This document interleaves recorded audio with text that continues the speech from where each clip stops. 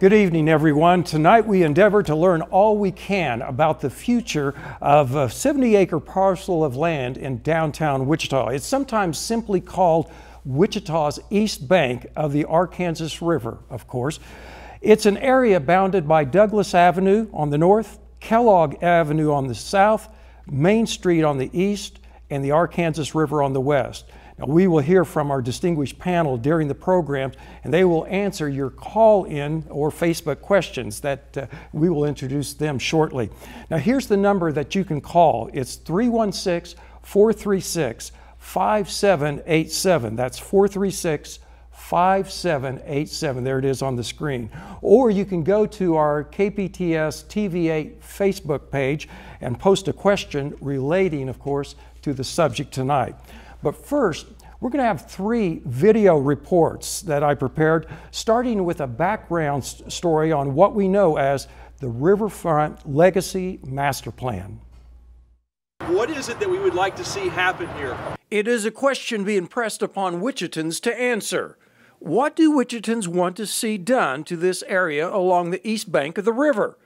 And with it, the question is, what, if anything, do Wichitans want to see done with the Century II Performing Arts and Convention Center? For some, the answer may be nothing at all. Leave it alone. But that's not what a coalition of Wichita booster organizations are calling for. This East Bank area has been the subject of expensive studies for decades and has had changes as a result of some of those plans. But now, Wichitans are being asked to think about how this area should look for the next century. You guys have an unbelievable opportunity right here. Recently, several tours called Urban Explorations were offered for the public to view the area in question and hear from the guides' viewpoints why changes should be made. Hundreds participated in walking from Century II to the banks of the river and hearing presentations about the pluses and minuses of what's here and what isn't here. What is it that we want to see holistically along the 70-acre site? Jeff Fleur is president of Greater Wichita Partnership, one of the 7 community-focused entities funding the $700,000 Riverfront Legacy Master Plan, which includes the city of Wichita and Sedgwick County. How would we like to see the further development of the performing arts, the convention center, the connective fabric, if you will, of the city as it ties to the West Bank? That West Bank currently has a lot of construction related to the building of the new baseball stadium there. Members of the Riverfront Legacy Master Plan say they want what's happening on the east and west banks to complement each other. Many years ago, downtown and the river were one. They were connected. They were meshed. Is it that way now? Maybe not as strong as now as it was back then. Brian Smith is the senior landscape architect for Populous, the architectural design group hired to come up with an area plan. Smith asks those on the tour and the rest of us how we want to experience the river. He suggests we think about strategies to bring people and the river closer together. Now, Smith points out there's a lot of green space in the area, but he says, I'm not convinced it's conceived as well as it could be. It tends to be in scatterings and bits and pieces. What if it were all put together somehow, some way? And I don't know what that looks like, but what if they were all put together somehow, some way into a great lawn, into some sort of very usable, wonderful space? But the focus soon turns from what is and could be outdoors to what is and what is not indoors. The Century II Performing Arts and Convention Center and the Bob Brown Expo Hall are seen as no longer being able to deliver the needs of 21st century Wichita. But as you sit here, you wouldn't have an idea that the river is back there. Susie Santo heads up the tourism and visitors group called Visit Wichita, but she says Wichita misses many opportunities to attract conventions here because of what she calls inadequate and improper convention space. And we actually lose business.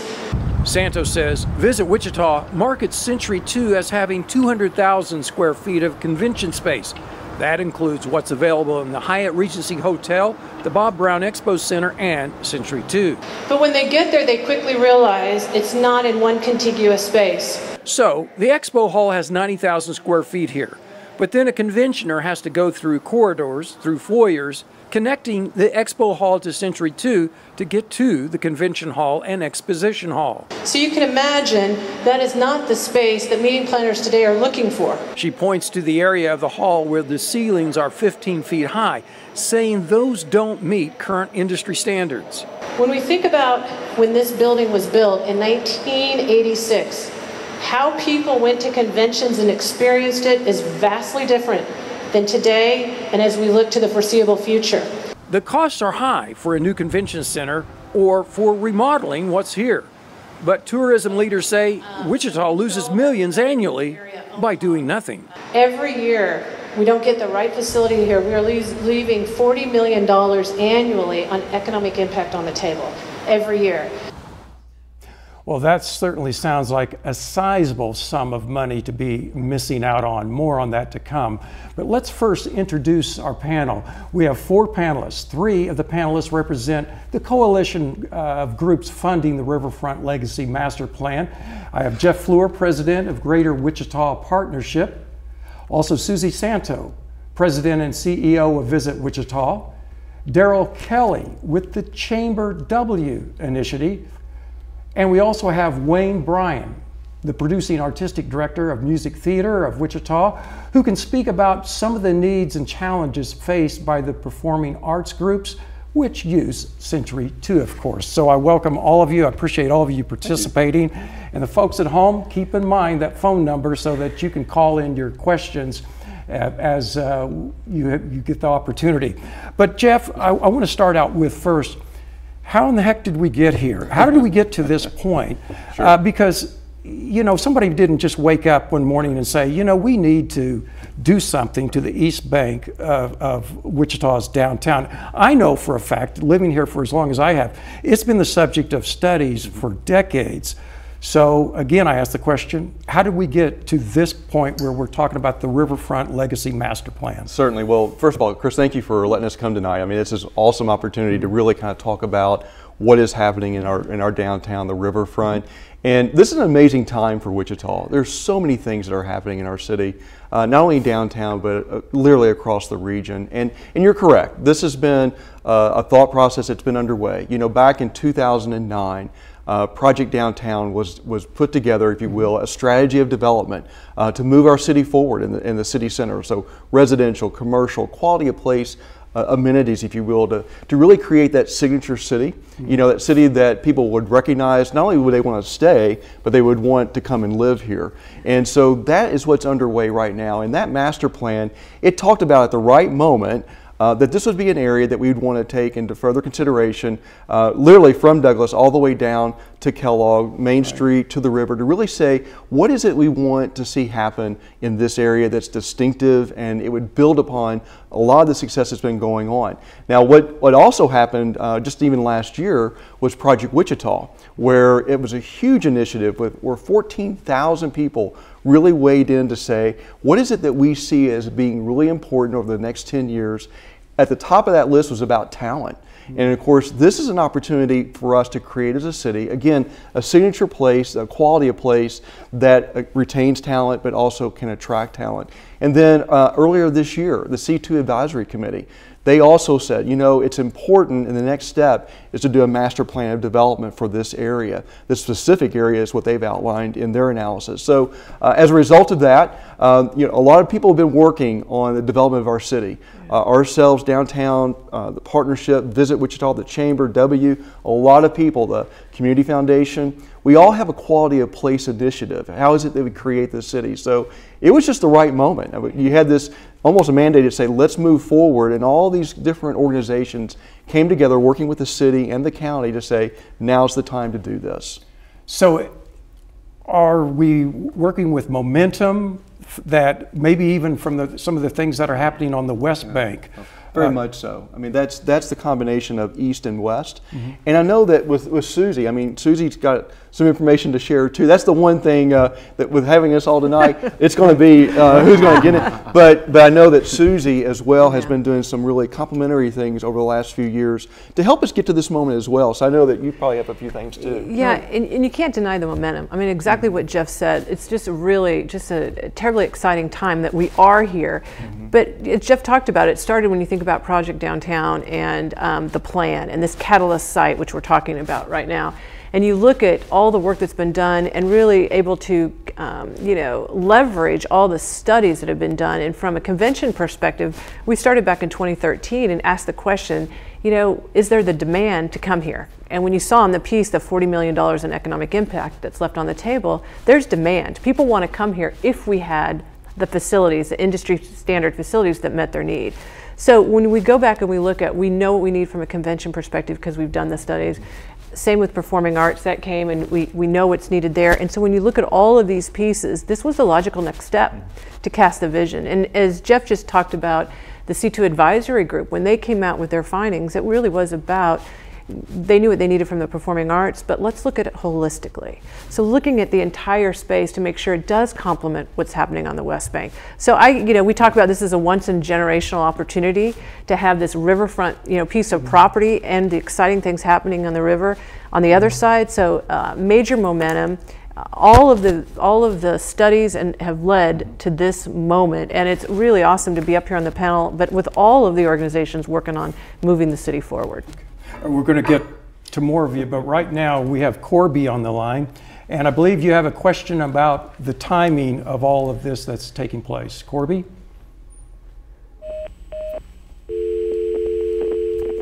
Did we lose Corby?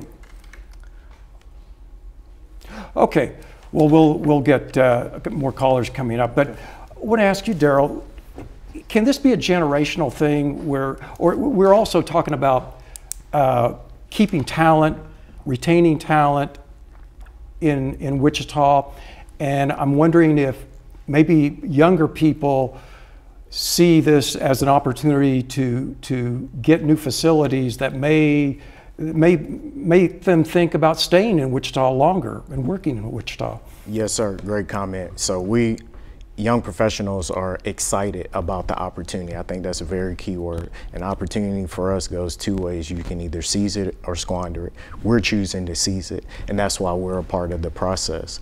We think that the momentum, like Jeff and Susie were talking about, is so important right now to continue down that path to make Wichita better for generations to come. So we're working with the city, working with our partners to collaborate on something that's way bigger than just ourselves. So we're thinking about stuff for people that don't even have names yet. They haven't been born yet.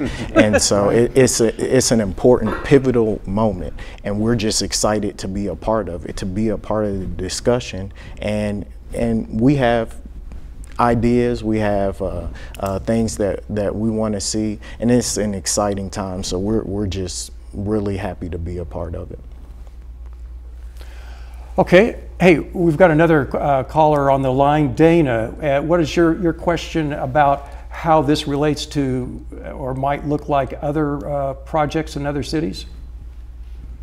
Yes, I was wondering why we can't do a miniature version of the Riverwalk in Austin. I've been there. It's wonderful. It's fantastic. They have a really nice area where they have a turnaround. I know we've got some land. We could add a little turnaround that jets off the river and have boats go around and maybe make it so, you know, there's some places in the bad weather, people have a place to sit there and watch the river go by, and it's just great. It keeps people down there. It's a wonderful, wonderful, I just think it'd be wonderful to see something like that.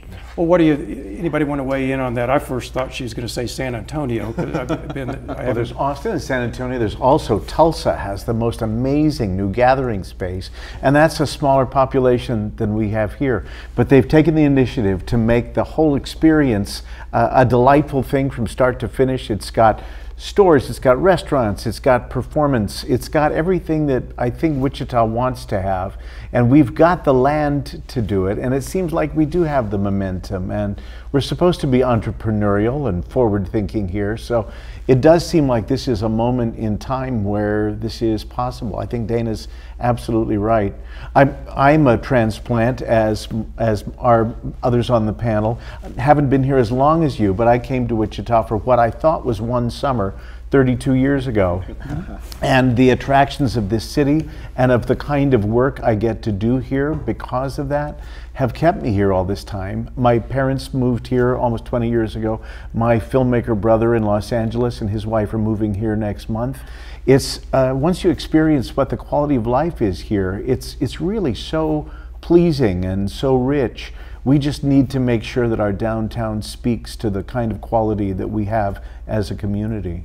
Yeah. You know, and I might add one thing, Sure. and I love Dana's comment, and that's really what we've been hearing for the last several months, is just hearing from all different perspectives of what to do down there and how to activate in the space. And that's really been this part of the process, is not only looking back at the past studies, but engaging the public. And I think that's what makes this such a unique process, is that we've heard from, Jeff, how many, I mean, oh my goodness. thousands. It really has been, and it's a thing where, you know, cities, as Wayne was talking, and you think about Chattanooga and Cincinnati and Louisville and those cities, Pittsburgh, Pennsylvania, I mean, those cities have taken this moment that we're in right now to create something that's very distinctive, that city.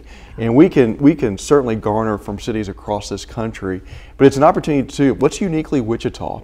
And so, because what we want to strive to be is that city that when you do see that area of our city, the Riverfront, you say, that's Wichita, Kansas. And it's one of those things that's so signature, the opportunity.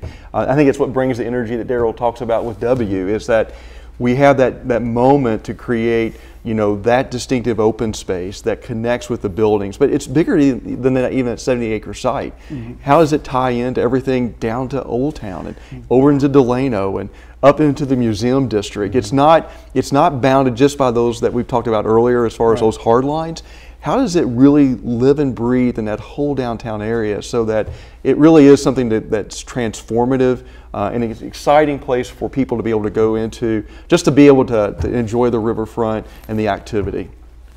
Well, one thing that we want to talk about also, and Wayne, I want to address this to you, and it has to do with the performing arts.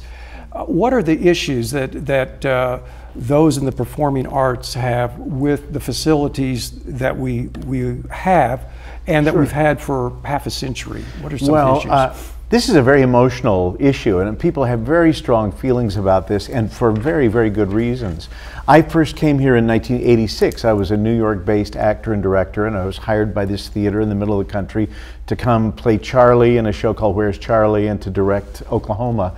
And I came to this round building, and in 1986, it still was the round building.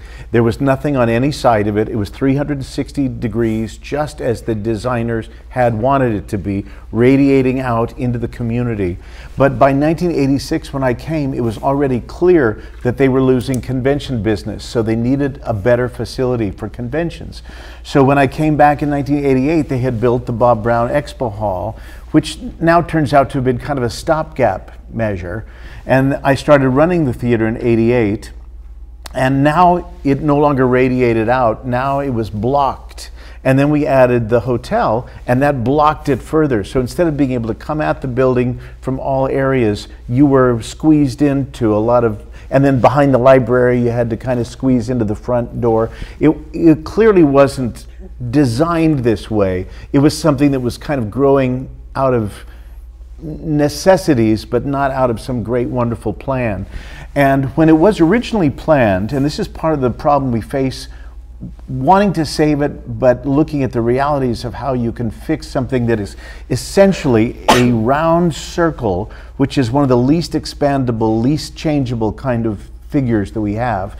And because they wanted it to look pretty from all sides, they didn't want an unsightly loading dock. So they didn't put a loading dock where supplies or sets or costumes could be loaded into the theater. They built a beautiful little graceful driveway that goes into the basement, and a couple innovative elevators to take things up to the stage level. It was a really ingenious design, but trucks in those days were only 44 feet long, and now they're 53 feet long. And they can't make the move to go into the basement. So now when The Lion King comes to town, or Wicked, or when we're getting supplies of lumber, you have to stop the traffic on Douglas, back the truck up to across Kennedy Plaza, hope that there's nothing going on in exhibition hall or convention hall, move ramps out to the truck, manually load everything out of the truck, push it 160 yards across one of the halls, move the ramps back around, push it back up onto the stage. Well, naturally, the touring shows put Wichita at the very bottom of the cities that they want to go to. It's just too labor intensive, and it takes too much time to do that. It's just not what people are used to anymore. And beyond that, in a round building, all the performance spaces are pie-shaped naturally. So the wide part is where the audience sits, and then it narrows down, and so when you get to the stage, instead of having a rectangle or a square, you have a triangle with limited space. So right where you need room for scenery and for things to come in, you've come down to a point. And we've pushed away everything we can in there, and this is the only place we've ever been. We love this space. We've done everything we can with it. But shows like Hamilton and the Phantom of the Opera can't fit in that space, and it's just the way the building is configured. So we're losing opportunities, just like you talked about losing convention business, which we'll talk more about, but we're losing on the arts and things maybe coming here, things that we can do. Right now, Daniel, he has a question about displacement. Will people be displaced? Is that it, Daniel? Are you on the line? Hi. Ask your question. My question is all four of them. Is anyone on this panel elected? Not on this one, but we have a story coming up on with an elected person. Let's go on. This guy's talking about squeezing people in for Century 2, and I'm a disabled veteran that is a lifelong resident of Wichita, except when I went to serve in Southeast Asia. This guy's talking about squeezing people in Century 2. I'm talking about disabled people within a mile of this area cannot even access this. Absolutely because right. No, not all right. Because of those roads, the sidewalks that are handicapped, but the roads stick up 4.5 or 5 inches. My second point is I live on $1,025 a year. You guys are talking about improvement, and I cannot afford to go to any of these people's places that they are improving. All I get in my neighborhood, which is Seneca and Douglas, is vagrants, and you guys aren't addressing core issues. You're addressing what you think. And could you go down the line 1 through 4 and ask them their annual salary? Daniel, we appreciate your question. I mean, I know that with the plans, they talked about it. You were there. The question was about accessibility. And I got to believe in any kind of modern construction, they will make it accessible for Daniel. We hear what you're saying. I served in Southeast Asia also, and I wasn't saying it's all right. I was saying you're absolutely right. This building was not built according to the standards for the Americans with Disabilities Act. It's very difficult. We've made what accommodations can be made without a complete structural overhaul, but every year we have new issues with blockage from people trying to come into the building. And so these are very real issues. And one of the things I think we have an opportunity to do too is, as we look at the open space development that could be in this area, you know, you think about Millennial Park in Chicago, you know, one of the great things about that park is that there are multiple venues of things that you can go and just experience being there in the city or being next to the river. That's free. That is free. And then you have the infrastructure for different events and things that can happen. And that's one of the things that you know, cities transform, cities evolve. They're living and breathing. And this is a moment where how is it that we position this very important area for the 21st century and beyond to be able to do some things that are, you think about Riverfest and just how is it that we can create a platform that they can begin to do maybe new innovative things that they can't do today because they just don't have the infrastructure to do it. So part of it is, how do you create something that's you can engage the river and not have to pay to do that? It's something that welcomes you. And I do understand that it's a challenge to get into the building, as Wayne has said, to move around the site, and that's one of the things I think we have to address as we work on this opportunity. I just want to say, first of all, thank you, Daniel, for calling in. The whole reason we're here today is to get feedback and information. We want to hear the good, the bad, and the ugly. That way we can make it better. And I think when folks like Daniel call in, it just adds to the collaboration that we need. So it is critically important for everyone in the city and region to get engaged. And we welcome all of that feedback.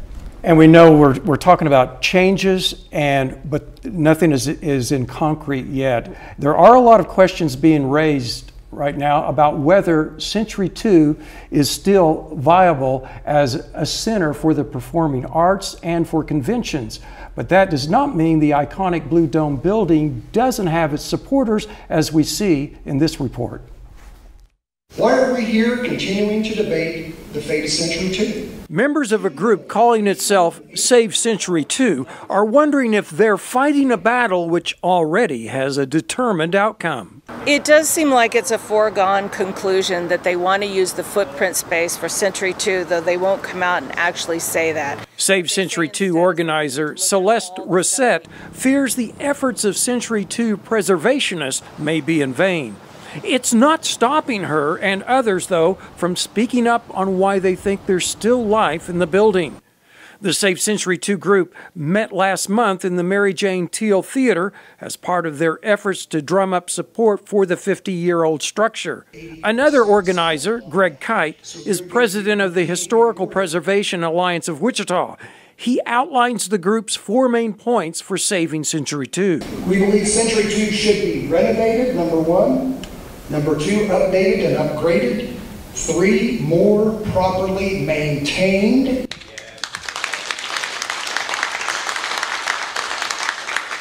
And 4, incorporated into any future master plan. Rossette points to the influence of the famed architect Frank Lloyd Wright in the design of Century 2 as reason why the structure should be preserved. These are people who have been appointed to the community development group to look at what we have, and they don't even know that Century 2 is influenced by Frank Lloyd Wright. These members acknowledge the shortfalls of the half-century-old building, but they say those shortfalls can be fixed. Rossette was among those who turned out for the 4 tours of the Riverfront area. But what I didn't hear when they talked about Century 2 was how they're going to take care of some of the deferred maintenance, which is easily fixed. You can do soundproofing, you can cover up the asbestos, you can add some of the trunks they needed. So the things that they mentioned as shortcomings really can be fixed. And those who perform at Century 2 point out the building's shortcomings, including unwanted sounds bleeding through the walls from events in other meeting rooms. Music Theater of Wichita isn't taking a position on the future of Century 2, except to say, we just know that it's not something that serves the needs of the performing arts anymore. Angela Cassette is Development Director for Music Theater of Wichita. Cassette says Music Theater of Wichita would rather have a new performing arts building than trying to renovate Century 2. She says Wichita Symphony echoes that. They're in agreement with the Mayor's Committee on Century 2, coming out saying a rebuild or new build are the best options. But what she and others don't want to see is a dark time, a period, for example, when there isn't a place to hold performances during lengthy construction. 2 or 3 years out of business is really, kind of a death knell for an organization like ours. In the end, what, if anything, happens in this area will come down to Wichita residents. I'm excited to see some sort of change happen down here, whether it makes sense financially or makes sense in a cool way that works for everybody down here, and could be new development we have yet to see. So I'm excited to see what they come up with here. Yeah. So there's certainly more to stimulate our conversations and for our panel to react to as viewers also respond. Austin Noble on Facebook asked the question, I love the iconic structure and design of Century 2. If it is replaced, how likely is the new building to be equally iconic? I wasn't here. I know that the Forum facility that preceded it had its adherents, and I know there was a great deal of fear about what would happen. I know that in my 30 years here, most of my waking hours have been spent in the round building. I have enormous affection for it and respect for what its founders put into it. We are an organization, Music Theater Wichita, can create a Broadway scale show without ever leaving the building. This is not something that's common to performing arts centers now. This is very rare. They don't expect cities to be able to put on their own shows. They expect cities will simply get touring attractions from elsewhere. So because this was built with a carpentry shop and a paint shop and all of those facilities, we have emerged as a unique Wichita business, entrepreneurial, educational for the young people who work there. We couldn't have done any of that without Century 2 being what it is. And it came along at a time 50 years ago when Century 2 was coming along, music theater, the River Festival, the zoo. I think KPTS is not far from that time, the Jazz Festival. I think Botanica around this time. There was something in the water that people in Wichita, Kansas just said, you know what, we have land, we need to build our own culture here because we don't have ski slopes and we don't have surfing. You know, we need to build Wichita into something unique. And all of these people got together and created these iconic organizations and structures. In the 50 years that we have loved and lived in Century 2, the world has changed. The footprint doesn't fit for conventions. Performing arts need a place where we can come in and out of, where we have time for the new technologies, where you can get Wi-Fi more easily, where you can get good phone reception, where Americans with disabilities can come and go into the building, where it can be modular and expand as the world changes instead of being a fixed round sculpture. I have loved the building, and it's been a hard battle for me over all this time, but I do not feel it serves the kind of performing arts or the kind of conventions that Wichita has proven that it deserves. I'm not saying take away the blue roof, take away the structure. If you're going to keep it, you're going to need to find some very good things to put in it, whether it's an aerospace museum or a farmer's market or whatever else it might be, to justify the cost of upkeep and the enormous amount of square footage is there. Once conventions leave there, the performing arts only need 40% of that space for what they do. It's a huge structure if it doesn't have a functional reason. That's what's so heartbreaking but challenging and exciting about where we are now. All right. Hey, I appreciate that, Wayne. Right now, Justin, what is your question? We have a question from Justin. Hey guys, good evening. My question tonight is, you know, there's been so much money put into Old Town, and now there's the development of Delano.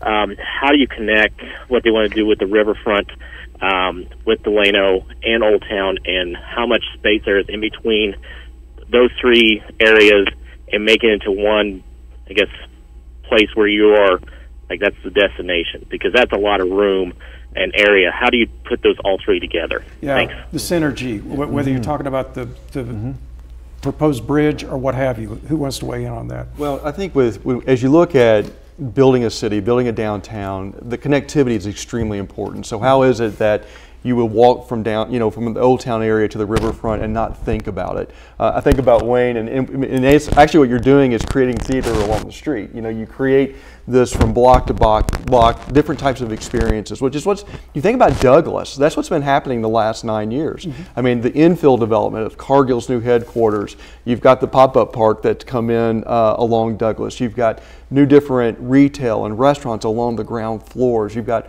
other new buildings that are infilling where there used to be parking lots to create that activity. And it's like if you go to Chicago or or another Cincinnati, you'll walk those streets and not think about how far you walk because there's activity. Right, There's, it's interesting. It's very interesting all the way down. So, you know, it's been deliberate what's been going on in downtown's development the last 9 years with Douglas to get it. That's our Michigan Avenue, you know, getting it healthy. And so now what we're looking at, think about Delano and the transformation with Delano that's happened in the last 10, 15 years. It's not necessarily meant to compete per se with what, but to complement each other. Absolutely. It's really meant to complement. And when you look at that space right now, and that's why it's so important on this master plan, because this really is casting the vision. It's a blueprint, if you will.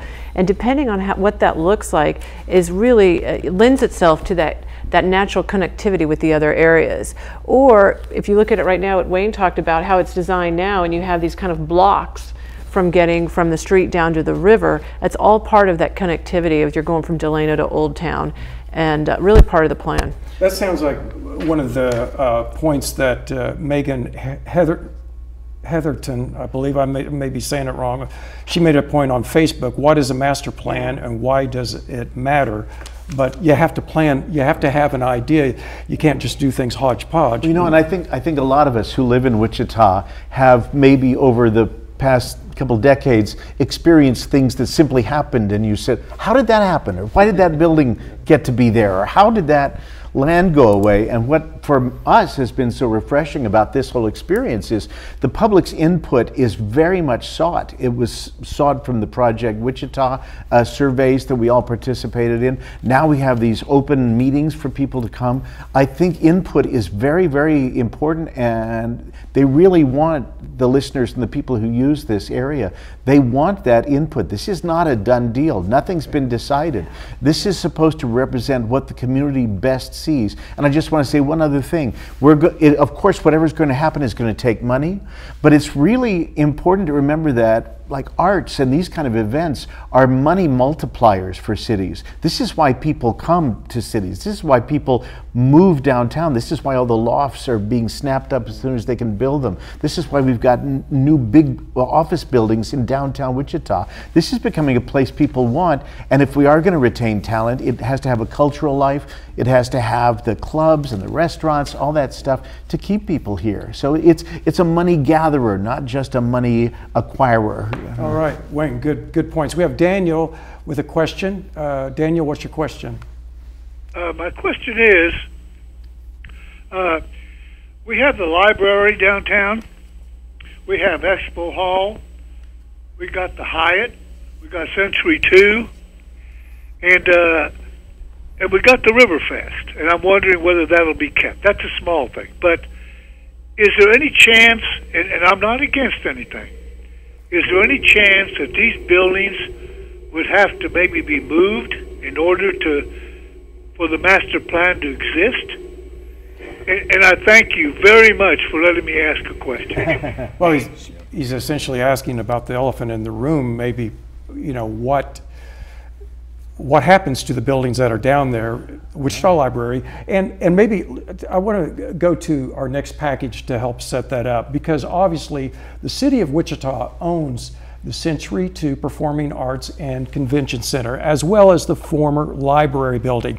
So to get a city perspective, at least from one council member, I spoke with District 1 Council Member Brandon Johnson. The reason his perspective is so relevant is he's the council representative on the Riverfront Legacy Coalition.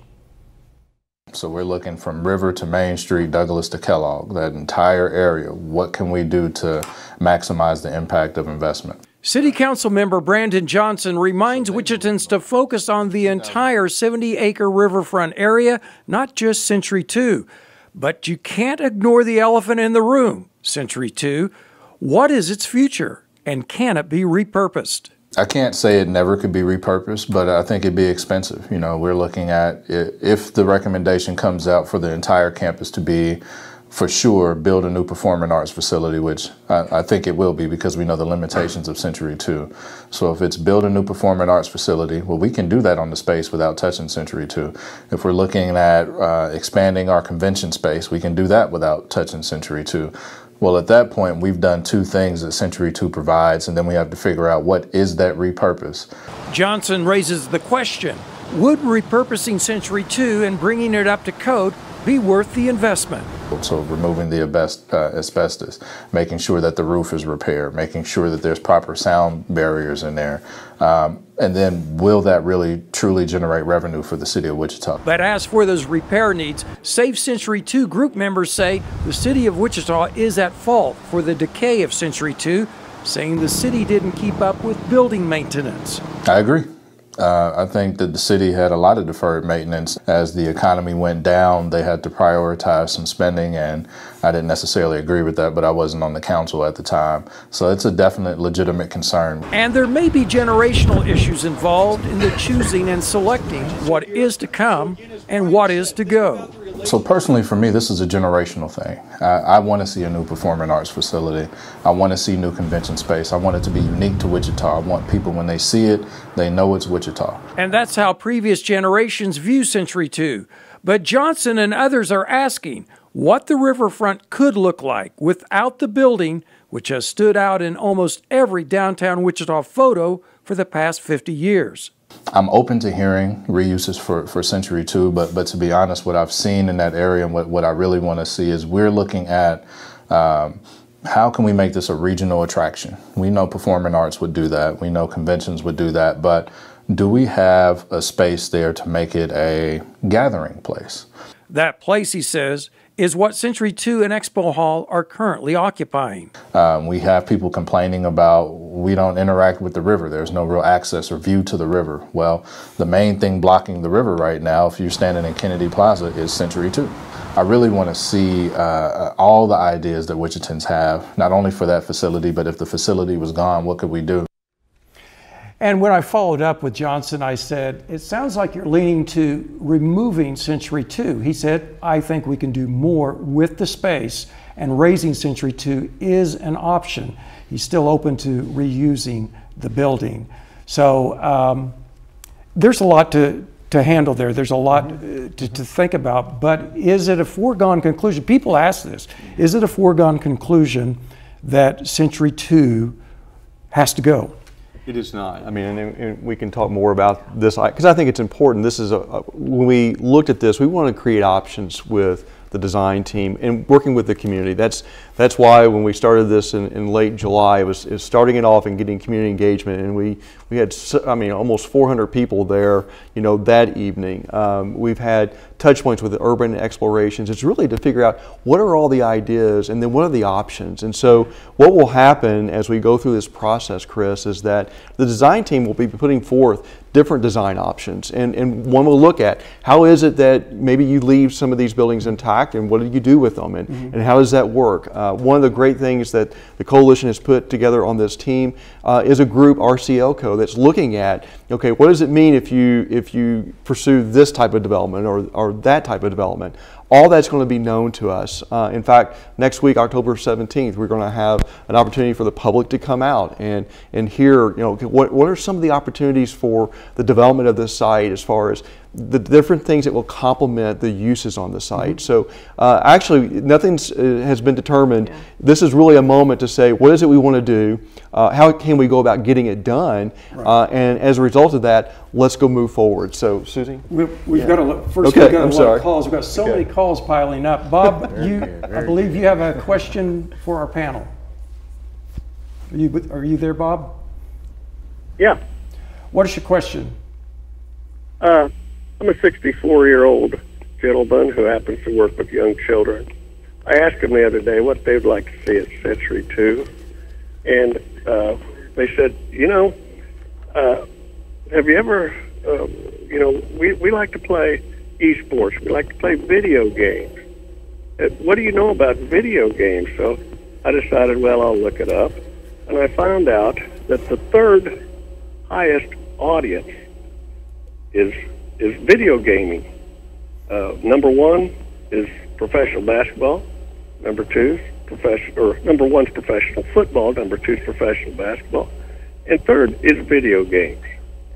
Okay. I also found out that there's more prize money given to video game players than the entire PGA prize purse.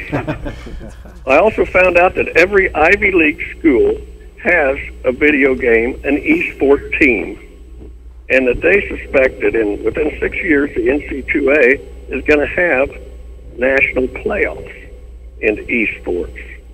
So I also found out that there are only 2 esports stadiums in the United States. One of them is in like Las Vegas, and one of them I believe is in Austin, Texas. Yeah. So I was wondering, since we are talking about the future, have you talked to any kids? No. And if you have, what are they looking at?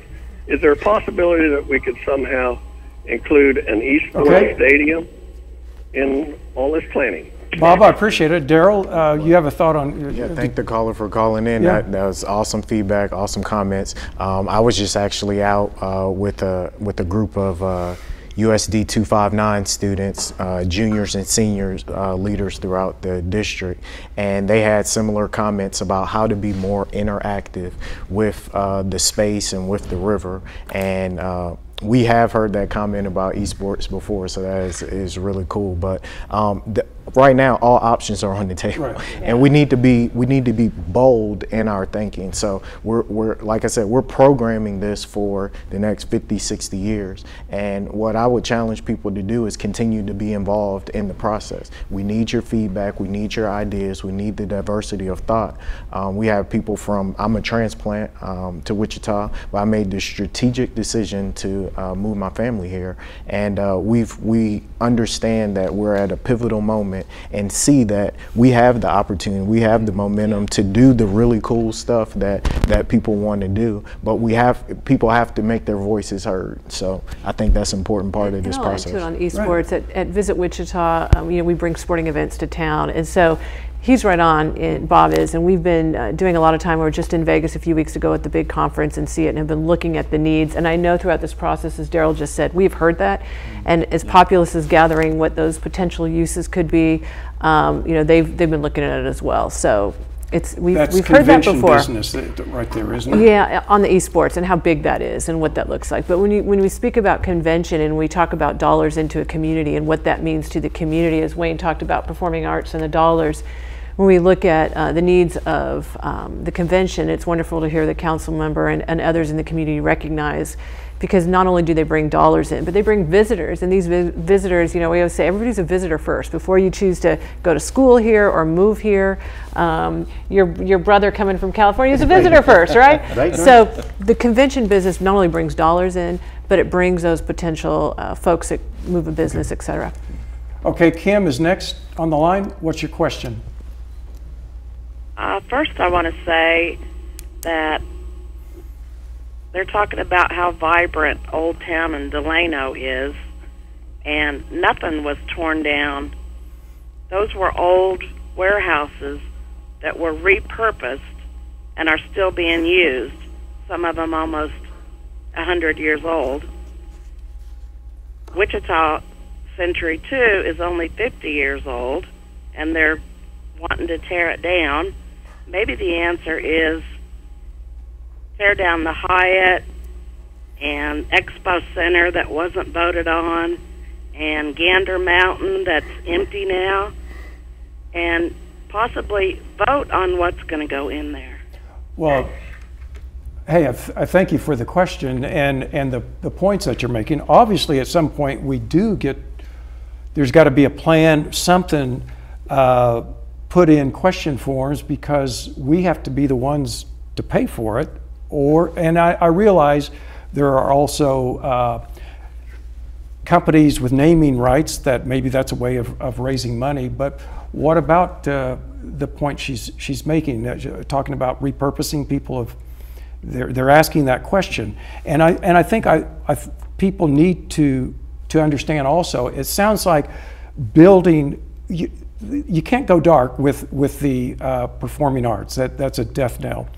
So something will be built while Century 2 is still being used, I'm assuming too. But what about all of this? Anybody? Well, I mean, some of the questions, and again, we appreciate the calls tonight, because it really is helping us be able to, we're learning as we go through the process of things to be very attentive to. And so, and we understand what it is that we need to be communicating more about the process and how this moves forward.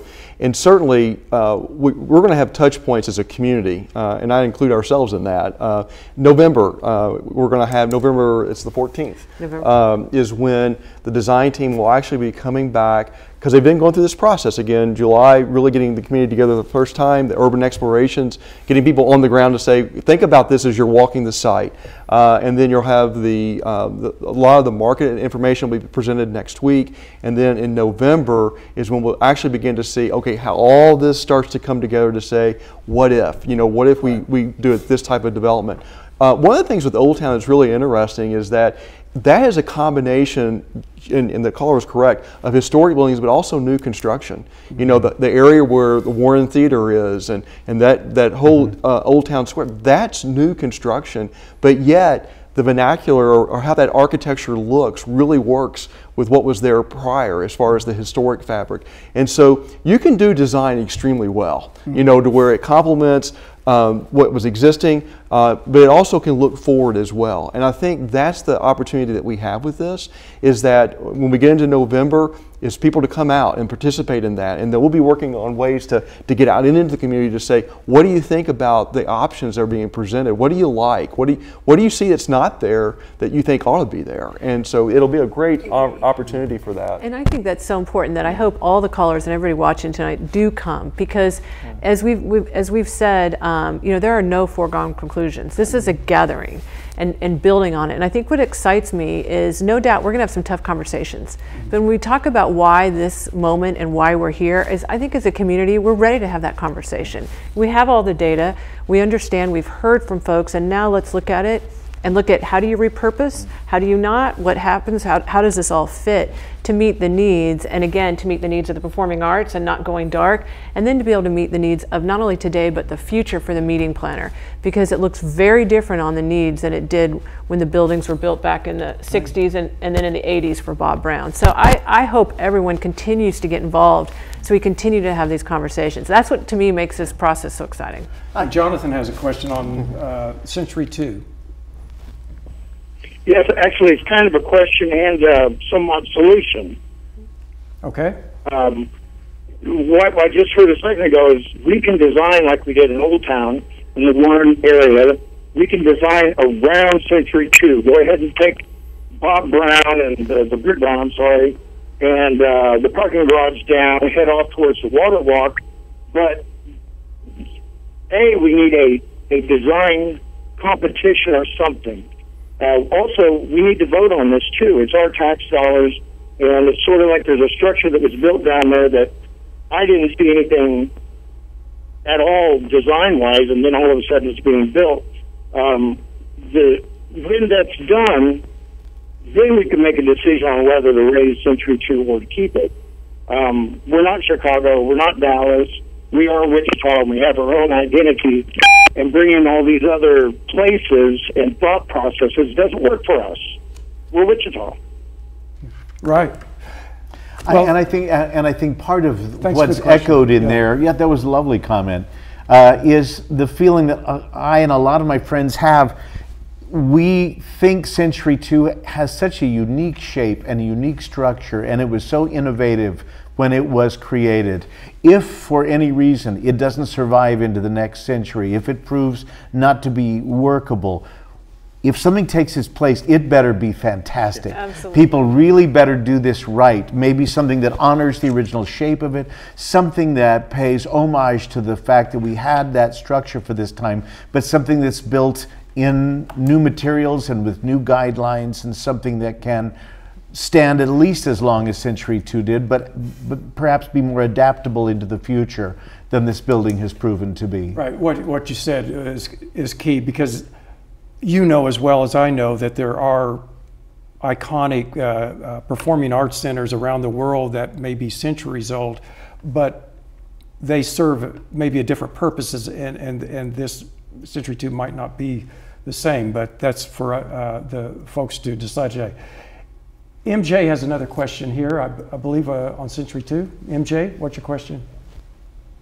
My question is, I think we ought to make that parking lot over there profitable. Wipe parking meters out, put a vertical parking lot on the north side, and on the south side, build a nice convention center with a ramp over to the Hyatt, and leave Century 2 alone. It's the prettiest building in Wichita and should be declared historical. I appreciate the comment. A couple of things on that. I think the emphasis on parking is something that a lot of us would like to hear. Often when developments come up, they will ask, but where's the parking for this? Well, we think there's enough already. Well, I think Wichitans don't really like that answer. I think part of the planning and part of the input has to be, how do we plan that the whole thing is thought out wonderfully? Access from the roads, parking, how to get around in inclement weather, all those things. And the other part of that, oh gosh, I had something really good, but I've lost it. Well, if you want to wait, Tracy has a question about McLean Boulevard. Tracy, you're on. Hi. I just wanted to suggest, I don't know if it has been already, but if McLean was closed between Kellogg and Douglas, and I thought possibly the south end of that could be used for some parking, and then that could just be only foot traffic on McLean. That just makes some sense to me for that whole area development. And then the other part I wanted to mention is I think a new convention center would be wonderful, and it could be built maybe in the same kind of style as Century 2, but Century 2 is just such an iconic structure for Wichita, and I would just hate to see that go away. It's a beautiful building, and it's only 50 years old. Right. On McLean, we can answer Thanks. that. Yeah, thank you for the question. Because one of the things that's happening on the West Bank is, accordingly, is the new ballpark and Riverfront Village that will be just to the north of that and tying into Delano. But right now you see construction on McLean in that area where it's actually being taken down to 2 lanes. And the thought is that when you have games going on at the ballpark or major events and things, that you will be able to close that area down, and it literally will become seamless from the ballpark all the way to the river's edge. And so as the caller has called in, her idea is there, and it's actually being implemented. And that's one of the great things, is that going back to kind of Wayne's thought, is like, how did that happen? Well, there's these thoughts, these ideas that come forward that are really, they make sense. And so that will actually be done as part of the ballpark development. We've got to wrap up here pretty quick, but let's pitch to coming up next week, October 17th, at 5:30 to 7. That is correct. So at Century 2, and you're going to hear from the design firm Populous and RCL Co., and they're going to talk about some of those initial findings and the market analysis. And it's critical so that we'll understand what they're thinking. And then coming back on the 14th of November, that's when we'll begin to see some scenarios. So what that means is, chances are we're not through with these call-in shows. We need you to stay tuned for that, because there's just too much to cover. So we've covered a lot here, but we haven't covered everything relevant to the Riverfront Legacy Master Plan. And as we've pointed out, that's because we haven't seen the preliminary drawings and plans. Those are to come. And because of that, we need to remind you all to stay tuned to our postings and promotions here on KPTS.